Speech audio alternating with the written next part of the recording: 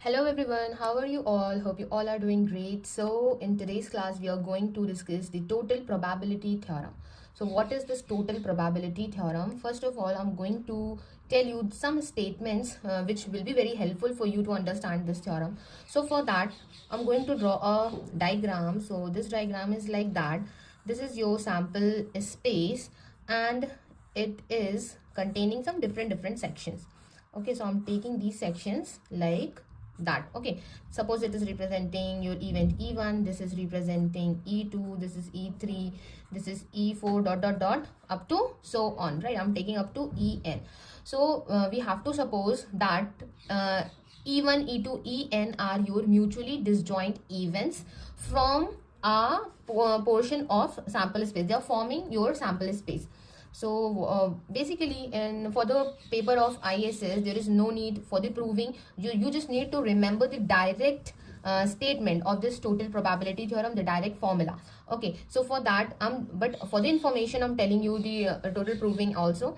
So suppose that this E1, E2, En are your mutually disjoint event which form the partition of this sample space, and it is represented by S. And now again, suppose there is another event A, right, and A is associated with this sample space. So if A is associated with the sample space S, so what we can write? We can write EI intersection EJ, because they are your disjoint events, right? So their intersection will represent your null set, and I is not equal to J.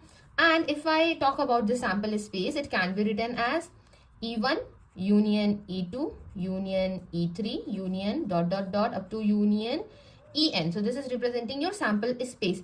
Then the probability of that event A which is associated with the sample space will be summation I is going from 1 to N. Probability of this Bi, probability A given Bi. So what you have to remember directly is this statement, which is the probability of this event which is associated with the sample space. A can be anything, right? After this, after the proving, we will discuss a question based on that. So first of all, I'm going to tell you the proving of this one. Okay, so here, if I'm considering this event A, and so A can be written as A intersection the sample space, because A is associated with the sample space, so A will be common between this A and S. Okay, now at the place of this S, what I can write? I can write this statement. So I can write E1 union E2 union E3 union dot union En. Now, what I can write at the place of this one? I can write A intersection E1, then union, because it has union, then taking A intersection with E2, A intersection E2, then having union, so applying union here, then A intersection E3, then union dot the last term A intersection En, right? Okay, now this left hand side and right hand side is given here, so I'm going to apply probabilities on both the side. Probability of A will be equal to probability of this whole thing. So using the formula of probability of A union B, union C, union D, up to so on, the general formula, what we can write? We can write probability of A intersection E1, then plus probability of A intersection E2, plus probability of A intersection E3, plus dot the last term probability of A intersection En. The next term will be A intersection B, B intersection C, C intersection D is C, but the values of those terms will represent your null set. Like I'm writing here, the value of A intersection EI, then again intersection A intersection BJ will represent your null set, because I is not equal to J, right? So that is why I am not writing those further terms.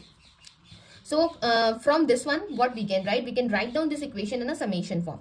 So summation I is going from 1 to N, probability of A intersection EI, right? Okay, now from here, what we can write with the help, I'm going to take the help of the conditional probability of A given EI. It can be written as probability of A intersection EI whole upon probability of EI. So from here, at the place of probability of A intersection EI, what we can write? I is going from 1 to N, probability of EI into probability of A given EI. This is your probability of A. Okay, here I have taken E's. Okay, so also you can you can take E here as well. Okay, because I have taken E, I have taken E here, I have taken E here, so I can take E here also, right? Because I am using the word, the letter E, so that is why it should be in the term of E. So you can see it is in the terms of E. But if I'm taking B1, B2, B3, B4, dot, dot, dot, up to so on, so this should contain B, right? Here I will take B, B, B, B, B, up to so on. So the meaning is same, whatever you want to take. If you want to take B, you can take it. If you want to take T, you can take it. If you want to take Z, so it is up to you. You can change the notation, but the formula should be same. The formula of probability should be this one. Okay, now based on that, a question was asked in your ISS 2023. Okay, so I am going to discuss that question in another video, and going to provide you the link of that video in the description box of the same video. Okay, so just let me know if you like this video, if you like the concept of the total probability theorem, and let me know. And do watch that video where I'm going to discuss that question which was asked in your ISS 2023. And thank you everyone for watching it. Have a nice day.